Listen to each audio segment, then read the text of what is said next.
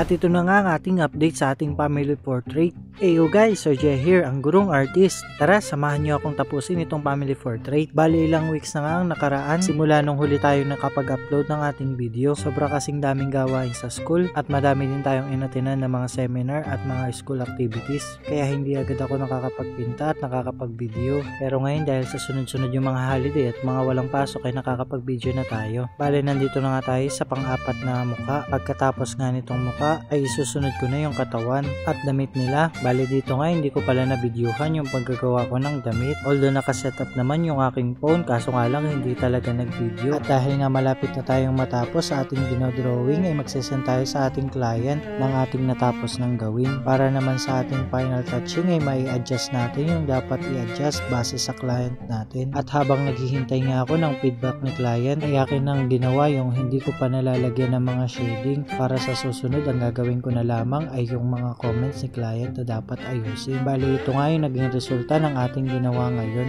So yun lang, salamat sa panonood.